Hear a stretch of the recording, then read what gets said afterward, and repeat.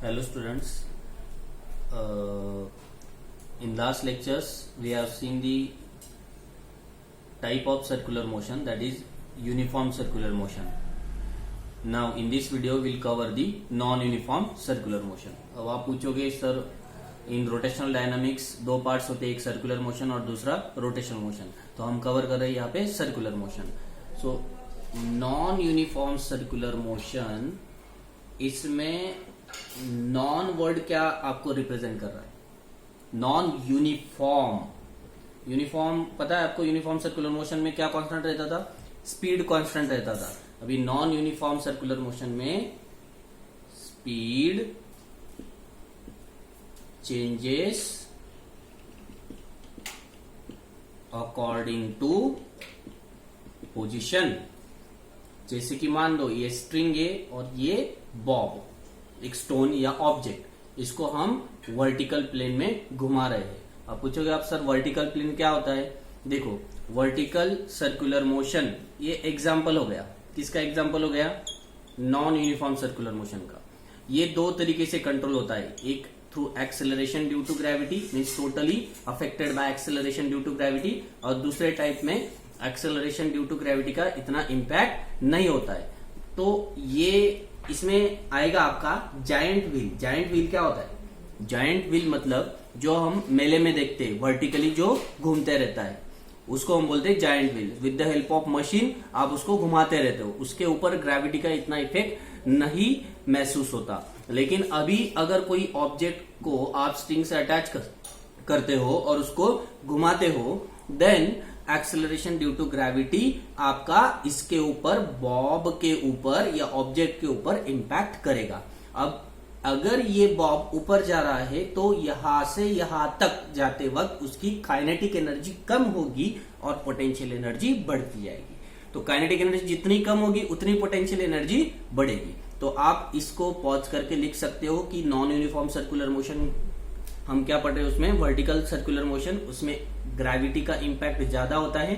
Category में, एक category में, दूसरी कैटेगरी जैसे कि जायंट व्हील में बोल रहा हूं, उसके अंदर आप मशीन के हेल्प से उसको कंटिन्यूअसली घुमा सकते हो, उसके ऊपर ग्रेविटी का इतना इंपैक्ट नहीं होगा. और इसमें हमेशा याद रखना है कि नॉन यूनिफॉर्म सर्कुलर मोशन मतलब speed changes according to position. जैसे कि अगर ये घूम रहा है तो इसको बोलो टेंजेंशियल वेलोसिटी किस तरफ होगी? इस तरफ होगी.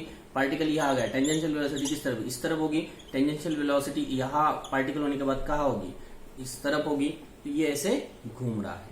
सो इसमें बोर्ड एग्जाम में डेरिवेशन पूछे जाते हैं कि tension, calculate the tension at top point, bottom point, mid point, या linear velocity at top point, bottom point, mid point, या difference between tensions at top point and bottom point. तो हम पहले तो समझ लेते हैं कि वर्क कैसे कर रहा है. अगर ये ऑब्जेक्ट घूम रहा है, देखो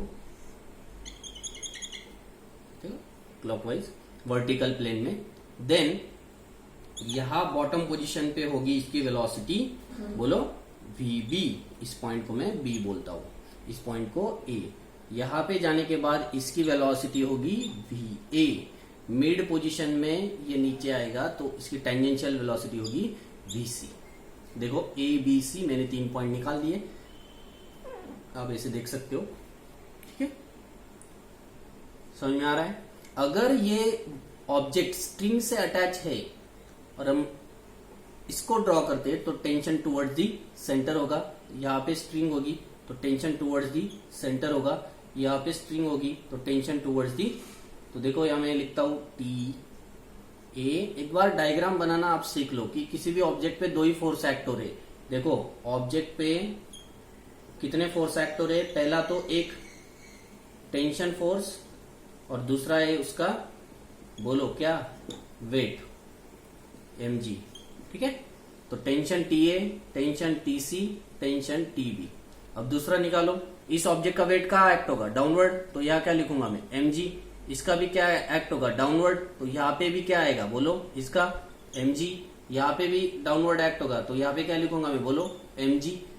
तो आपने ये पूरा पार्टिकल की पोजीशन कहीं पे भी हो, उस पे दो फोर्सेस एक्ट हो रहे हैं. हमने 3 पोजीशन का स्टडी किया इस डायग्राम में.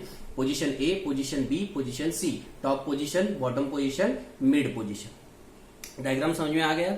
अब देखो हम एट टॉप पोजीशन की बात करेंगे। Eight top position, eight top position क्या होगा बताओ? String become slag, string become slag. Slag मतलब वो थोड़ी लूज हो जाएगी। जैसे कि बॉल वर्ल्ड कर रहा है वर्टिकल प्लेन में, तो वो स्ट्रिंग ऊपर जाते जाते जाते उसके अंदर जो टेंशन है, जो तनाव है, वो क्या हो जाएगा? थोड़ा कम हो जाएगा। मतलब tension is equal to at A position क्या हो जाएगा? 0। इक्वेशन बोलो यहाँ पे TA downward direction, MG downward direction, और वो क्या प्रोवाइड करेगा? सर्कुलर, एनी सर्कुलर मोशन क्यों परफॉर्म होता है, उसमें क्या प्रोवाइड होता है? Centripetal force. तो यहाँ पे centripetal force is provided by, तो देखो TA plus M G is equal to M V square upon R B A. तो यहाँ पे टीए की वैल्यू कितनी लेनी पड़ेगी हमें? 0। टीए की वैल्यू कितनी लेनी पड़ेगी? 0। तो ये 0 हो जाएगा, ये एम और एम कैंसिल हो जाएगा, आर इस तरफ जाने के बाद आर जी हो जाएगा। तो बचेगा क्या? V A square is equal to R G. Taking square root on both side will get, क्या मिलेगा हमें? V A is equal to square root of R G. तो ये मिल गया हमें linear velocity at top point, linear velocity at top point. और tension at top point कितना है? 0। ये पॉज करके एक बार